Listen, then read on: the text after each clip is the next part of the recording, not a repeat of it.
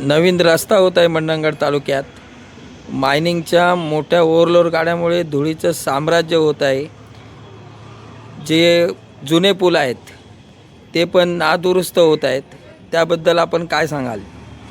आज मंडणगड तालुक्याचा विचार केला तर बॉक्साईटची जी वाहतूक आत्ता चालू आहे मोठ्या प्रमाणात, जवळजवळ 250 ते 300 16 चाकी 18 चाकी जे ट्रक आहेत मोठे, ते पण बेळगाववरून येतात आणि त्यांची जोरात वाहतूक चालू आहे. त्यांचा काटा आहे नायण्याला आणि नायण्यापर्यंत दापोली तालुक्यातनं जो उत्खनन केलेला माल आहे तो gamma iron India private limited ह्या कंपनीने आशापुराजवळ कॉन्ट्रॅक्ट करून तो सगळा बॉक्साईटचा उत्खनन केलेला माल आणि नायण्याला आणतात आणि नायण्यावरून तिथे काटा करून मोठ्या गाड्यांनी तिथनं वाहतूक चालू आहे.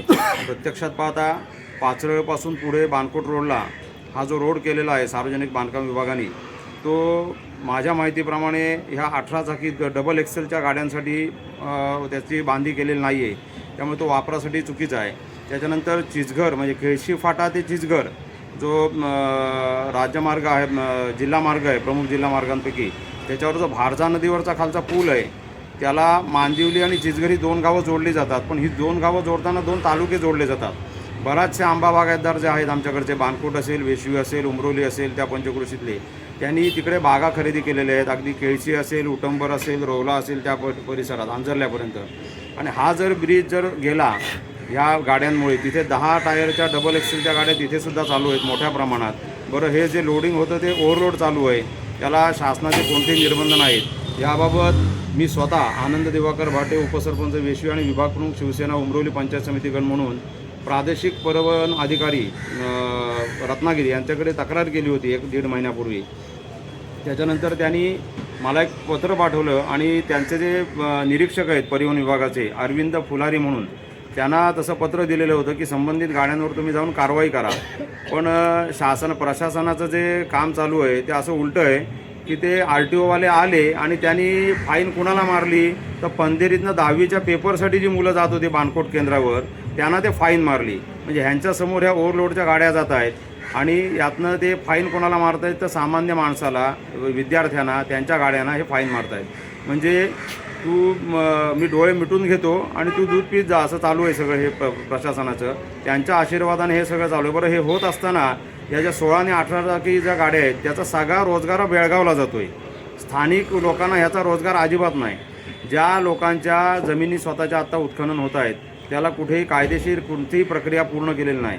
आज इन्फ्रास्ट्रक्चर लॉजिस्टिक प्रायव्हेट लिमिटेड म्हणून गुढेकरला जी कंपनी होती, ती कंपनीची साईट ह्या गामा आयर्न इंडियावाल्यांनी विकत घेतलेली आहे. त्यांनी कोणत्याही प्रकारचे कायदेशीर बाबी पूर्तता न करता गुढेकर मायनिंगवरनं सुद्धा आता मोठ्या प्रमाणात उत्खनन चालू आहे आणि तो सुद्धा माल इथे नायण्याला आणला जातो. आम्ही माननीय तहसीलदार साहेबांकडे पत्र दिल्यावर ते सांगतात गाड्यांवर कारवाई करायचं आमचं काम नाही, आम्ही फक्त रॉयल्टी चेक करू शकतो. अरे पण सगळंच त्यांचं अनधिकृत चालू आहे आणि असं असताना प्रशासन डोळे मिटून घेतं, हे कितपत योग्य आहे? त्यामुळे ह्याच्यात सामान्य माणूस भरला जातो आहे आणि याच्यावरून प्रशासनाने काहीतरी याच्यावर ठोस पावलं उचलून यांच्यावर संबंधितांना कारवाई करून ही वाहतूक पूर्णपणे बंद करण्यात यावी अशी आमची प्रशासनाला विनंती आहे. भारजा नदीवरील जर पूल, जुने पूल तर तुटला तर काय होऊ शकतं? आपला सर्व कल्पना आहे की भारजा नदीवरचा असलेला पूल हा मंडणगड तालुक्याबरोबर खेड, दापोली, चिपळूण आणि जिल्हा परिषद असलेला आपला रत्नागिरी जिल्हा या तिन्ही अंशासाठी आर्थिक म्हणा, सामाजिक किंवा प्रशासनाचा जोडलेला हा पूल आहे आणि देवाणघेवाण या पुलावरनं संपर्क केला जातो. आणि हा पूल अतिशय जुना असल्यामुळं त्या ठिकाणावरनं मायनिंगची 16-18 असलेलं अवजड वाहतूक होत आहे आणि त्याच्या पुलाला खूप म्हणजे नादुरुस्त पूल आहे.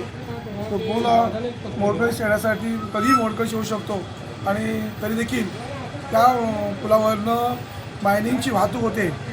केवळ पूल नादुरुस्त आहेत आणि त्यांची त्या पुलामुळं मायनिंग थांबावी असं म्हणावे, तर हे जे मायनिंग वाहतूक करणारे अवजड वाहतूक ट्रक आहेत त्याच्यामुळं रस्त्याला जी वाहतूक आहे अपघात होण्याची शक्यता आहे.